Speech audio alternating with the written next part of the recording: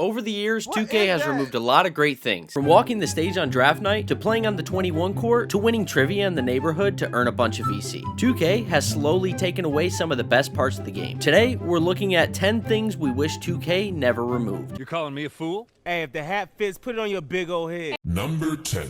First up on our list, we have free animations. In today's games, animations can cost you thousands of VC. But back in the day, jump shots, dunks, dribble moves, celebrations, it was all free. And of course, I'm talking about before VC. You could literally just switch things up and make your player feel unique without even having to worry about how much VC you have. It might sound small now, but it made a huge difference. Everyone's player moved differently because everyone could afford to be creative. They didn't have to look up a best jump shot or best animations video because everybody used something different. And honestly, that's what made these games feel special. Now you've got to pay just to change how you shoot or dunk. And it's wild to think about, and the fact that something so simple got turned into a microtransaction tells you everything you need to know about how the game has changed. And if you thought it was stupid for 2K to start charging for animations, then wait till you see what we have at Number 9. Good evening and welcome to the 2013 NBA Draft. At number 9, we have the draft experience in MyCAREER. In some of the older 2Ks, there was a time when getting drafted in 2K actually meant something. You didn't just load up and choose an NBA team, you actually had to earn your spot. You'd play through the rookie showcase or college, meet with GMs,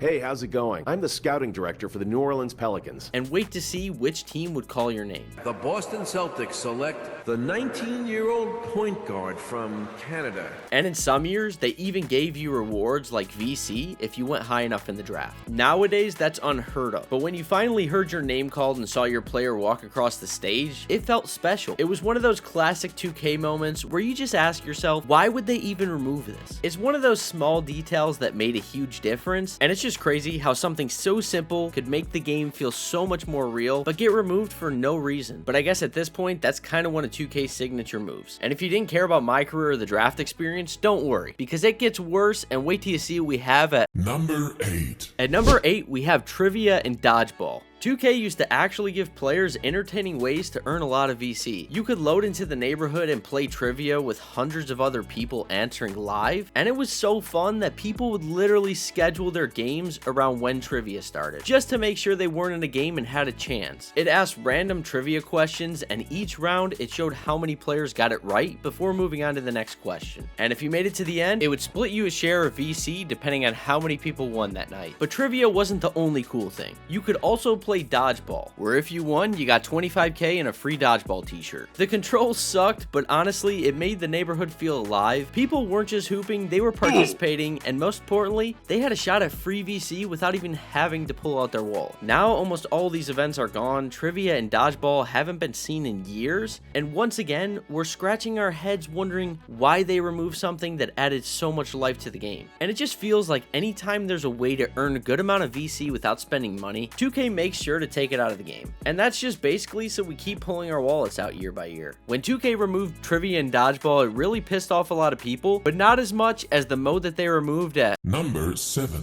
At number 7, we have the original Jordan Rec Center. Before Pro-Am and before we had matchmaking, there was the original Jordan Rec Center in 2K15. And although there's mixed feelings about it, it's still one of the most remembered modes in the history of 2K. It was nothing like today's rec. They had 4 courts playing at once, and not only did you wear street clothes instead of jerseys, they also had got next spots. And I mean, this was cool at the time, but looking back now, I'm not too sure got next spots would be a good thing for rec at all. And to avoid being crucified in the comments, I'm not saying anything about the street clothes, because those are still missed by a lot of people to this day. The thing that we seem to forget when we think about this mode is 2K servers at the time were ass. You could wait in a got next spot for 30 minutes watching the game waiting for it to end, and it would just freeze. Or after the game, one person would get stuck on the got next and glitch the whole court. Like I said, it was fun at the time, and that was mostly because it was something we've never seen before and it was new, and because of the memories we made. But let's be honest, we wasted so much time on this game because 2K's servers were so broken. That being said, when they took this out of the game and removed the option of wearing street clothes and the ability to walk around and hop on a got next, a lot of people felt like it just didn't hit the same. So overall, even though the Jordan Rec Center was broken half the time, to this day, a lot of players still say nothing has topped that original rec experience. You might think 2K made the game better by removing those things, but I don't think you'll think the same at Number 6. At number 6, we have the 21 court being removed from the park. It might seem hard to believe, but there once was a time in 2K when you could have fun in park without needing a squad.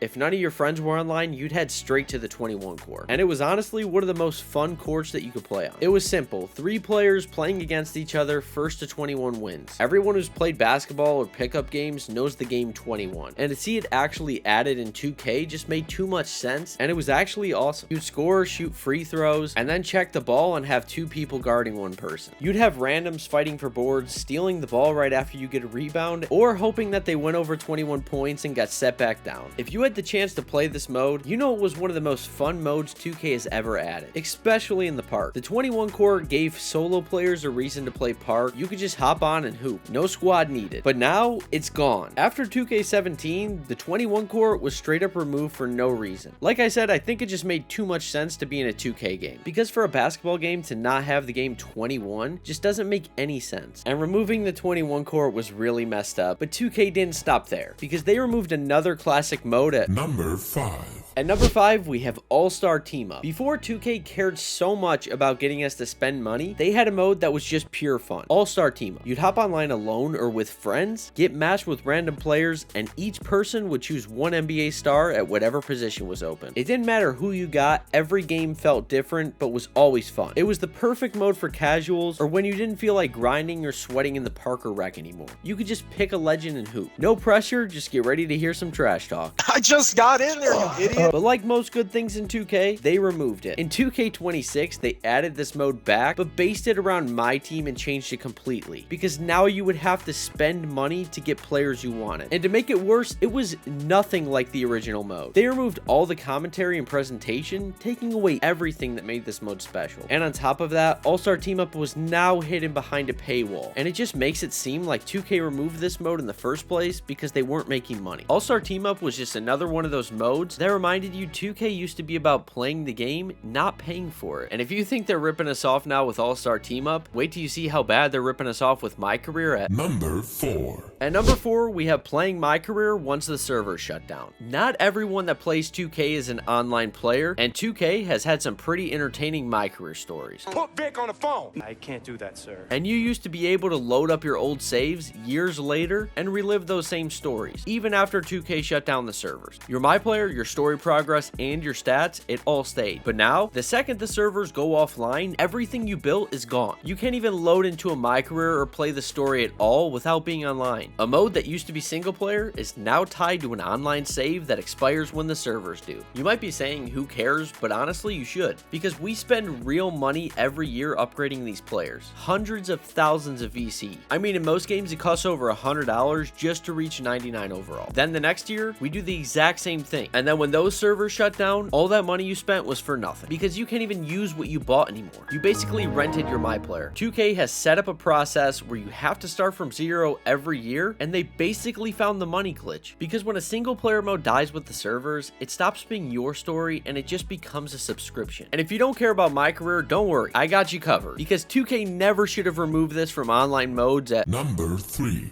At number 3, we have the old park format, before the city. There was a time when park was simple, and honestly, that's what made it so great. You loaded in straight to your affiliated park, and if you wanted to go to other parks or the rec center, there was a door that took you straight there with just the push of a button. No giant city, no 5-minute runs just to get into the park, and no lag from the NPCs nobody asked for. And back then, the park actually felt alive. You had affiliations, Rivet City, Sunset, and Old Town Flyers, each with their own loyal community, and they were all competing for something. A brand new park. When 2K switched to the city, it might have sounded cool at first, with bigger maps, more stuff to explore, but in reality, it killed everything that made park fun. And if you want to change your outfit, you gotta run over to Swags or any other clothing store. Before, you could just simply press the start button and access the shop. It just made everything so much easier. That being said, the park format was fast, competitive, and fun. And most of all, it was simple. And especially in recent years, 2K still is struggling to find that balance. But not everything we missed was online, because 2K removed one of the best features they ever added to the game at Number 2.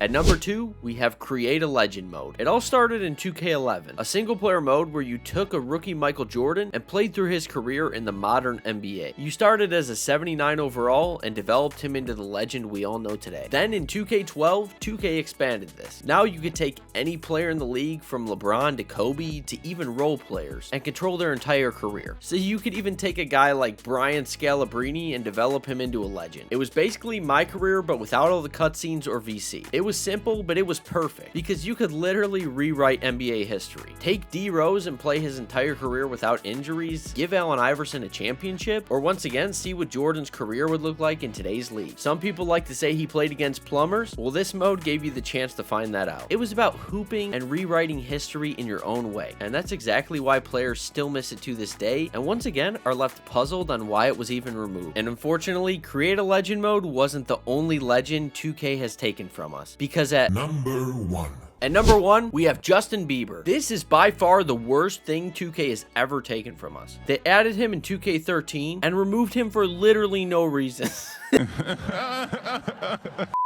In all seriousness, at number 1, we have Crew Mode. Before Rec, Park, or Pro-Am existed, we had Crew Mode, and it was everything 2K players wanted, and it was also way ahead of its time. You and your friends would make your own crew with custom jerseys, logos, and your own arena. Then you would take that squad online to face other crews in 5-on-5 games. But it didn't feel like Rec or Pro-Am because these games had commentary and a full presentation. And the best part of all, your friends were playing too. Crew Mode was introduced in 2K10 and 11, but it was pretty broken at the time. But for a lot of players, it was peak 2K. And it was so good that when they removed it in 2K12, players went back to 2K11 just to keep playing it. It combined competition with fun gameplay, and it gave the community an identity. If you had a good crew, you were on top of the leaderboard. And at a time where a rep system didn't even exist, that's all that really mattered. And we can't talk about crew without talking about the modded players. And honestly, that was the main thing holding this back besides the servers. You could pull off some pretty insane mods, like a 25-foot player or everyone walking around with 8-foot builds. I think the craziest one I saw was like a 10-inch player. But even though it had all of that, Crew Mode was still 2K at its best. And it's still one of those modes that even after all of these years, there's still players begging for it to come back. And that is 10 things we wish 2K never removed. If I missed any, let me know in the comments, and let me know what you missed the most. As always, thank you for watching, and remember, stay saucy. Ever since I can remember, I've been popping my collar.